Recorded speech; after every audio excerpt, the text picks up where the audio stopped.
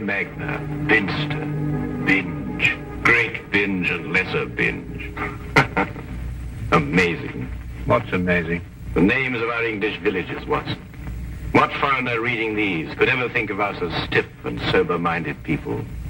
Lippery Cross, Birrer Crags, Bird Cherry Brook and Birding Feast Place, Burlston Junction. When do we go? Go where?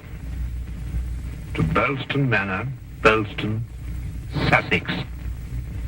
Whatever led you to believe that I'm interested in Sussex, Burlston, or Burlston Manor? No doubt you saw the account of the rather gruesome murder of Squire John Douglas. Quite so. The case has interesting features. But at the moment I am more interested in the fly fishing possibilities in the neighborhood of Burlston. Ah, that will be the Arrow. Runs within 2 or 3 miles of the manor house. What manor house? Burlston, the home of the late Squire Douglas. Oh, yes, I remember. I believe he was quite a fisherman. The moat is 40 feet wide. 40 feet wide? Well. Good Lord. He could probably fish from his bedroom window. And when the drawbridge is raised, the place becomes an island. 4 hours after the bridge is raised, the body of Squire Douglas is found in his study with half his head blown off. That should appeal to you. Fishing seems a safe business by comparison. Do you row a boat? A boat? For fly fishing? Have you ever fished before? Does this look like the equipment of an amateur? Odd word. Which? Equipment. All the fishermen I've ever known talk about their tackle. What do you deduce from that, Holmes? Obvious. Your fishing friends either lack experience or vocabulary. We deep-sea fishermen are in the equipment class. None of your nasty little bundles. Yes, that gaff is far more suitable for a shark than a trout. Do you really think so? No good for trout? Well, it depends what trout you're after. Oh, yes. Well, we must carry a tape measure. A tape measure? What on earth for? To measure our catch, of course. To measure our catch and throw back the little ones. A good rule in life, Watson. Always remember to throw back the little ones. Do you think our prey will count as a big one or a little one? Well, hardly as big as Squire Douglas lying dead in his castle, surrounded by his moat. Holmes, you've been analyzing this case. Well, you know, I haven't got enough data yet for analysis, really. Do you think it could be an accident? What, with a sawn-off shotgun? And the triggers of both barrels wired together? Murder, eh? Yes, possibly. What do you mean by possibly? Don't sit there, man. That may be opportunity knocking. Oh.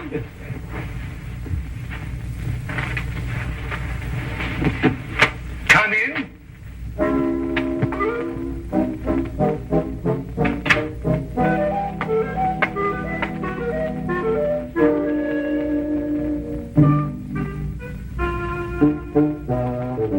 Mr. Sharp.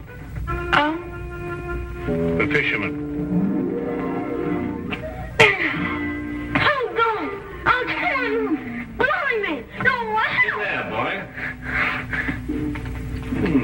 There's only a little one. Did you like it, Watson?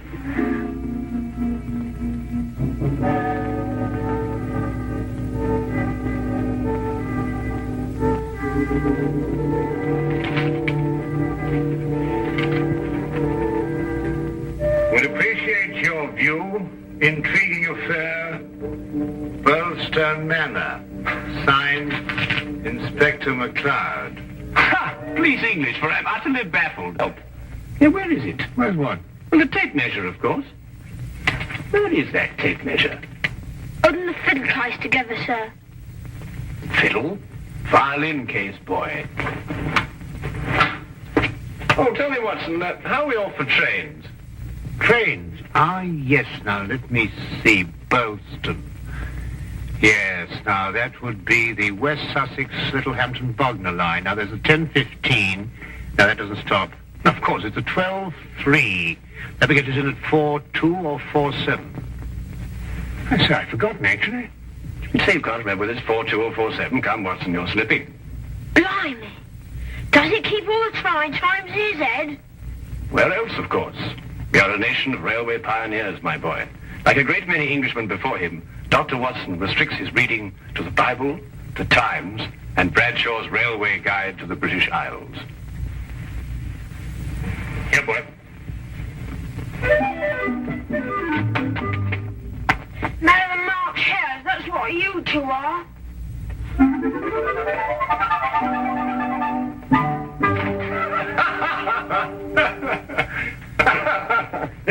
I say, Watson, have you seen my weekend bag anywhere? I suspect it's under the stairs. Mrs. Hudson got very tired of seeing it lying about. Oh, good. Well, that means it hasn't been unpacked anyway. I assume not. Excellent. Then everything is ready. Oh, be a good fellow, would you, and dig out that bag and put it in the cab along with that tackle. Why? Aren't you going to be here? I have a little reading to do. Pick me up at the British Museum Library, say half an hour before the train leaves. Now, look here, Holmes. There's no time to go reading. You'll miss the train. I cannot vouch for the punctuality of Dr. Watson or the reliability of the company's steam engines, but I, for one, propose to be at Boylston Halt at 4:02 p.m. precisely.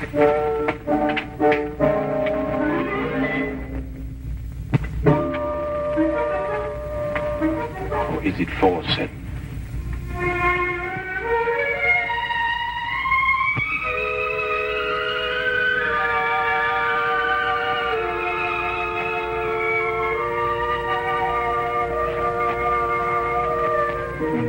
It was a nice piece of work, if I say so myself. The entire story hung on a spider's thread. A spider's thread? Exactly. Sounds interesting, Inspector. Now perhaps you'll start at the beginning. Simply stated, the castle, as you see, has a moat. And when it's up, as it was at the time of the murder, it's a sealed fortress. Who was in the castle at the time of the crime? The murdered man's wife, Mrs. Douglas, and a foreign friend, John Morell. Just those two? And the servants. But we've been able to rule them out completely. And from your description of the house, it would have to be one of them. Either Mrs. Douglas, or this friend of hers, Morell, or both of them. They tried to make it appear as though someone had broken into the house and then dived through the windows to swing the moat. But you disproved it. Completely. How? I'll tell you when we get there. This murder weapon. A sawn-off shotgun, I believe. An odd weapon, that. And a foreign gun, too. 3 letters on the barrel. P-E-N. Aha. A larger P with a flourish over it, followed by a smaller E and N. That's right. The Pennsylvania Small Arms Company, the famous American firm. That's perfect. That's all I need. You mean you need additional evidence? Well, Mr. Holmes, every little helps, you know. Then your case against Morell is not complete. It's complete as far as... How did you know Morell is the murderer? How did you know? He has to be. Why? He's the only one who could be. Suppose I were to tell you that Morell is not your murderer. How do you know? Yes, Holmes. How do you know? Why didn't you arrest him? Well, he doesn't act like a murderer. He's too self-confident, eh? That's right. Seems to be daring him to arrest him. Yes. How do you know all this? Holmes, do you know this man Morell? Fascinating. Fascinating. The case has suddenly assumed the most astounding proportions and the most astonishing challenge, Watson.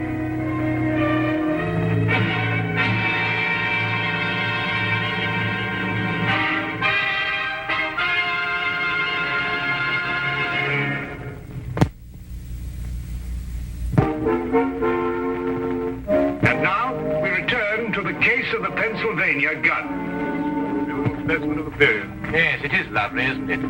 What did you mean, Mr. Holmes? Nothing. I just think it's a lovely building. No, I mean when you said that Morell didn't murder Mr. Douglas. Oh, that. Yes, what did you mean? How do you know he didn't do it? Well, if he didn't do it, she did. You're jumping again, McCloud. You're jumping. But it has to be one or the other. Does it really? What's he he talking about? Well, then you know. No, I don't know. If two people are in a sealed house with a murdered man, one of them has to be a murderer. That's common sense. Ah, but is it logical? What do you mean, is it logical? I don't know, but Holmes says that all the time. I was hoping you might be able to tell me.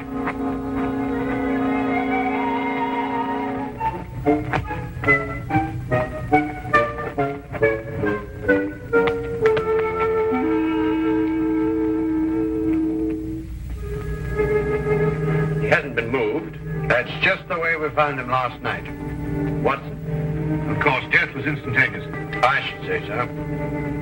The charge was not fired directly into the face, as the newspaper's account had it. I'd say the blast came from below, and that the gun was almost vertical. Excellent, Watson, excellent. May I see this shotgun, McLeod? Holmes, look at this. Good Lord. Wait, it's a brand like cattle. Well, how old would you say it was? Have you got your glass there? Yes. Thank you. It's very difficult to estimate marking like this, Holmes, but I'd say it's over 15 years. 20. Mr. Morell? At your service, Mr. Holmes. Dr. Watson? News travels quickly. This is a small village. You said 20 years? Yes. The same age as this. It stands for the Mesa Valley, Arizona. Gold claim number 341. That is where John and I met 20 years ago. There were three of us. We registered the claim, worked it, and then sold it. We divided the money in thirds and went our different ways. 2 years ago, I looked John up here and stayed on. I liked it. And the third partner? He lost his money, and I believe his mind. He came to believe that we had cheated him. And he swore to kill us 10 years ago. Why didn't he?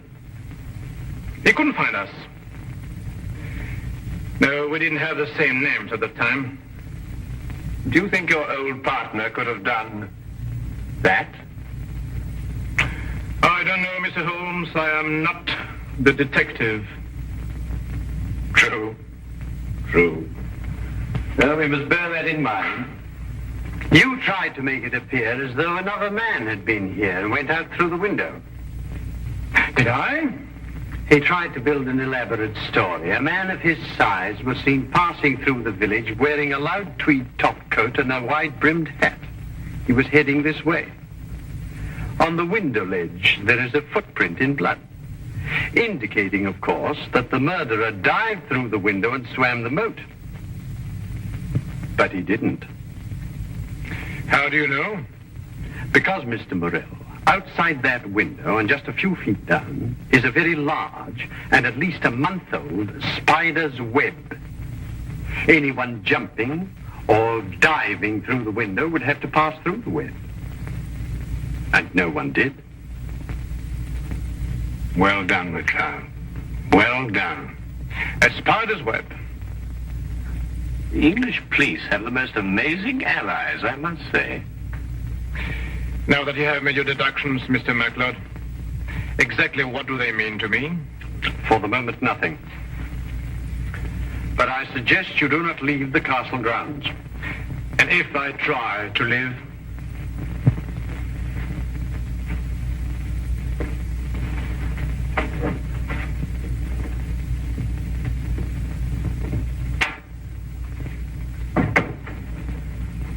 Well done, McLeod. You've certainly got your man. But I'm not rushing in to make any arrest. I'm going to make sure the case is iron cast. You're very wise. And what's the motive? Revenge for the Miss Valley affair? I've got to go a bit careful there, Doctor. If you ask me, it's a case of, cherchez la woman. Oh, what's he? Oh, Mrs. Douglas? Well, you know how these things are, Doctor, between us, men of the world. We know how a situation like this can... Oh, of course. Of course. Delicate situation, then. Delicate. Yes, delicate.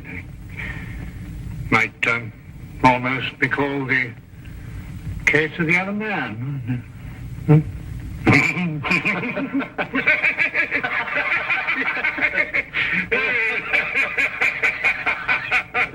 The other dumbbell. Who? Not who, what. What? And that's right, what. What are you talking about? That. There's only one dumbbell. One dumbbell. That's right. Well? There's only one dumbbell, Watson. I know. That's it over there. Yes, where's the other one? Well, I don't know. I only just come here. Do you know where the other one is?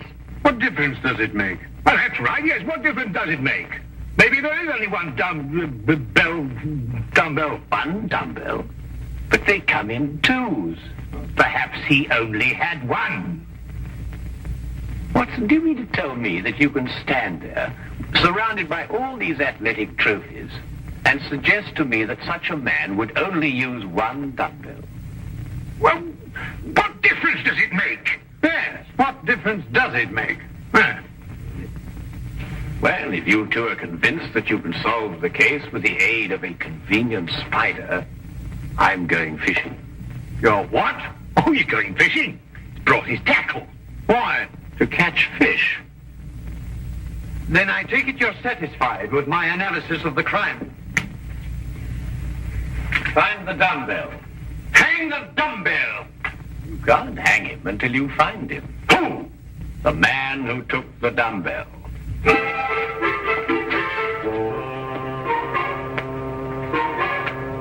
You've gone too far now, Holmes.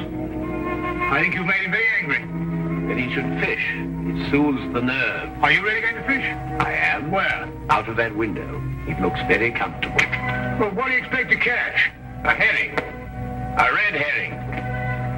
I have the tape measure, Watson. To measure a red herring? To measure the big red herrings. The little ones I plan to throw back. Holmes, you're up to something. I am. What? Would you like to help? Of course. Well, look. Take the good inspector down to the local pub and keep him there for at least an hour. While you fish for red herring? At the moment, I'm fishing for bait. I don't know what you're talking about, but I'll do it. Good. Remember, 1 hour. I may enjoy myself in the local and stay too.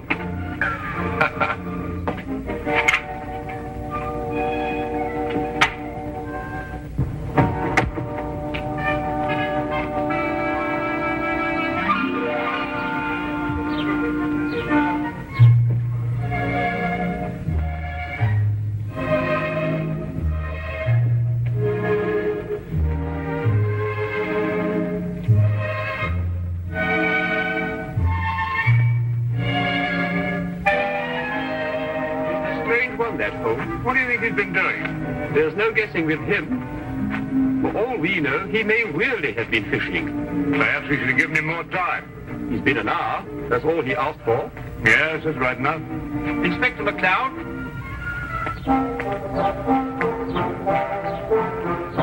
Hello, Sergeant. Have you seen Mr. Holmes? I certainly have, sir.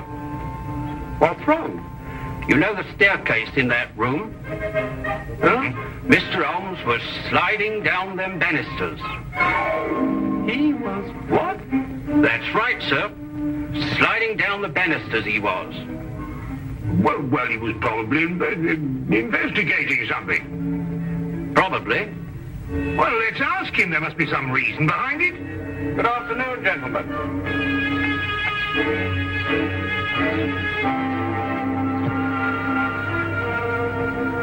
Go on. Ask him. Ask me what? Well, what have you been doing while we were away? Well, first I fished, No. and then I slid down the banisters. I told you. Why? Why not? And you, Inspector McLeod, are going to drain the moat. I'm going to what? Drain the moat. Empty it right down to the bottom. I can't do that. That's a major engineering job. Don't you realize that's a real river that runs round the house? Well, in that case, don't drain the moat, but tell everyone you're going to. And then what? Then we'll all meet back here in an hour's time. And see if we can find somebody pulling something out of the moat. Exactly. What? Red herrings. As mad as a martel.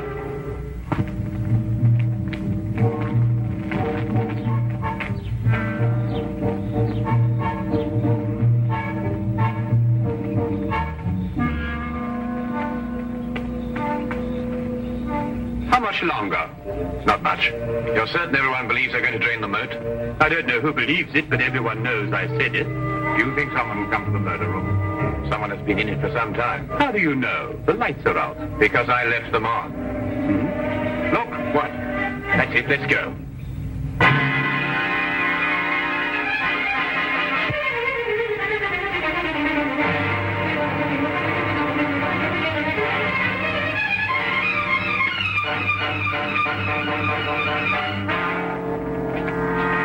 Oh, excuse me. What are you using for bait?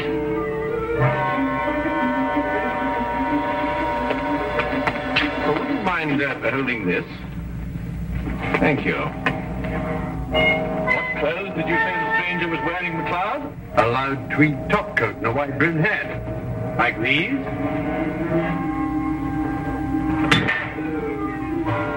The dumbbell. Holmes, how did you know? When you're working near water, Watson, and a heavy object has disappeared, you may conclude, until you can prove otherwise, that it has been used to prevent some object from rising to the surface. All right, Morell. You're under arrest for the murder of John Douglas. It is my duty to warn you that anything you say may be taken down and used in evidence... No, McLeod. You haven't got it at all. What? This gentleman didn't kill John Douglas because John Douglas isn't dead. He isn't what? Dead. The man whose body you discovered in here is the very man who came back to... No, you're not with me, are you, McLeod? Now, would you tell him, please? These clothes belong to our third partner. The man has been searching for you for 10 years. Yes. He found us and arrived here with a shotgun. He and John struggled and the shot went off.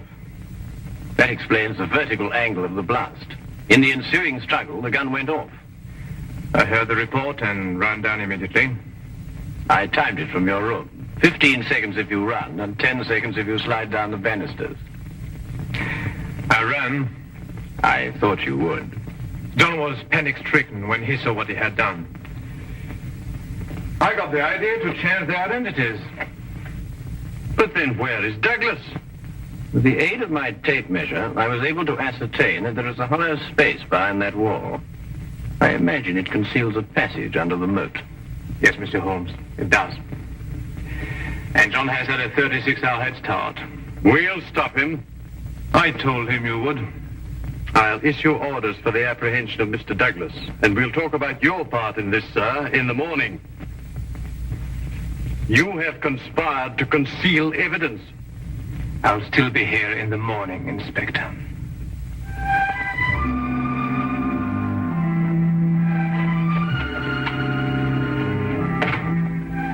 A very brilliant piece of deductions, Mr. Holmes. An excellent application of applied psychology. I haven't been tricked many times in my life. You must remember that the next time you become involved with murder. And you can now continue your fishing in a more normal manner. Fishing? No, I don't care for it, really. Unless it's deep sea, of course. Yes.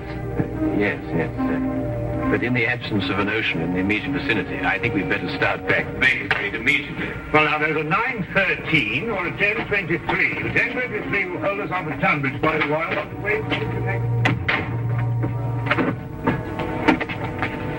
Thank you, Mr. Holmes. Not at all.